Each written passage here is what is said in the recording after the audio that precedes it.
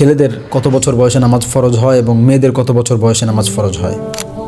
একটা ছেলে যখন বালেগ হয়ে যায় তখন থেকেই তার নামাজ ফরজ হয়ে যায়। এখন বালেগ হয় একটা ছেলে কত বছর বয়সে, এটা বুঝবো কীভাবে? বালেগ হওয়ার দুইটা আলামত আছে। একটা হলো ওয়েট ড্রিম, যখন থেকে তার ওয়েট ড্রিম শুরু হয় তখন থেকে সে বালেগ হয়ে যায়, অথবা কোনোভাবে যখন তার ইজাকুলেশন হয় কোনোভাবে, তখন থেকে সে বালেগ হয়ে যায়।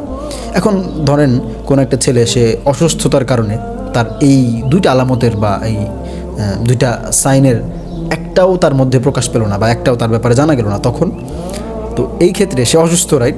একজন সুস্থ ব্যক্তির হয়তো উত্তীর্ণ হওয়ার পরই 12 বছর 13 বছরের মধ্যেই ওয়েট ড্রিম বা ইজাকুলেশন কোনো একটা মাধ্যমে হয়ে যায়। কিন্তু যদি না হয়, অসুস্থতার কারণে অধিকাংশ সময় হয়, যদি না হয় তাহলে এভাবে যদি একান্ত নাই হয় তার, তো 15 বছর বয়স থেকে, তার যখন 15 বছর বয়স হবে তখন থেকেই তাকে বালেগ ধরা হবে এবং তখন থেকে তার উপর নামাজ ফরজ হয়ে যাবে। অন্যথায় যদি সে আগেই 15 বছরের আগেই যদি ওয়েট ড্রিমের মাধ্যমে অথবা কোনোভাবে কোনো রকম ইজাকুলেশনের মাধ্যমে যদি তার বালেগত্বের প্রমাণ হয়ে যায়, তখন থেকে বালেগ হওয়ার পর থেকে, জাস্ট আজকে সে বালেগ হয়েছে, এখন বালেগ হয়েছে, এরপর থেকে তার উপর নামাজ ফরজ এবং ইসলামের প্রত্যেকটা বিধান তার উপরে আবশ্যক হবে।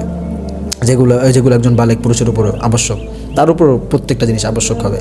এমনইভাবে ইসলামে একজন মেয়ে কখন বালেগা হয়, তো একজন মেয়ের বালেগা হওয়ার জন্য দুইটা আলামত, যেটাকে বলতে পারেন মেনস্ট্রুয়েশন বা পিরিয়ড বলা যায়, অথবা এই আরেকটা আছে হচ্ছে ওয়েট ড্রিম শুরু হয়ে যাওয়া। তো এগুলো হওয়ার মাধ্যমে সে বালেগা হয়ে যাবে এবং এরপর থেকে যেদিন তার হবে, এগুলোর পর থেকেই তার হচ্ছে নামাজ ফরজ হয়ে যাবে। কিন্তু যদি কারো সমস্যার কারণে, অসুস্থতার কারণে, অনেকের হয় অসুস্থতার কারণে এই আলামতগুলো, এই সাইন সিম্বলগুলো যদি তার মধ্যে প্রকাশ না পায়, তাহলে 15 বছর বয়স যেদিন হবে তার, তো 15 বছর বয়স হওয়ার পর থেকেই তার উপর নামাজ ফরজ হয়ে যাবে।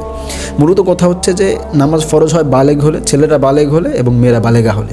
কিন্তু অনেকের ক্ষেত্রে অসুস্থতার কারণে এই আলামতগুলো প্রকাশ পায় না, তাদের ক্ষেত্রে হচ্ছে 15 বছর বয়সের পর থেকে। আর বাকি রয়ে গেল ওই যে 7 বছর বয়সে নামাজের জন্য আদেশ করা এবং 10 বছর বয়সে প্রহার করা, এটা তো হচ্ছে তাকিদের জন্য। কারণ দেখেন, একটা বাচ্চা সে বালেগ হওয়ার পর থেকেই তার উপর নামাজ ফরজ, প্রত্যেক ওয়াক্ত তার উপর ফরজ। যদি কাজা হয়ে যায় সেগুলো আবার কাজা পড়ে নিতে হয়।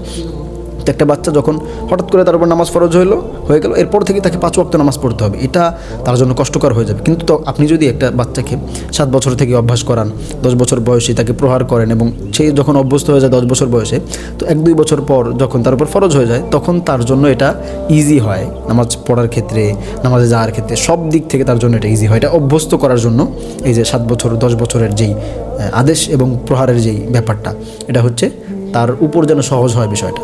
এমনইভাবে বালেগ হওয়ার পূর্ব থেকেই রোজা রাখানোর অভ্যাস করা। কারণ দেখা গেলো সে 12 বছর বয়সে বালেগ হলো, তো সে রমজান পেলো, তো একসাথে 30টা রোজা রাখা তার জন্য কষ্ট হয়ে যাবে। এই জন্য আগে থেকেই 12 বছর বা বালেগ হওয়ার আগে থেকেই তাকে রোজা রাখানোর প্র্যাকটিস করা।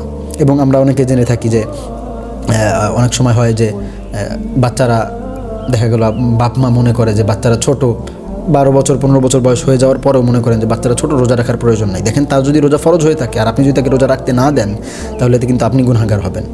আমাদের এই বিষয়গুলো নিয়ে খুবই কেয়ারফুল হওয়া দরকার। আল্লাহ তাআলা বক্তা শ্রোতা সবাইকে তৌফিক দান করেন। আল্লাহু আ'লাম ওয়া মা আলাইনা ইল্লাল বালাগ।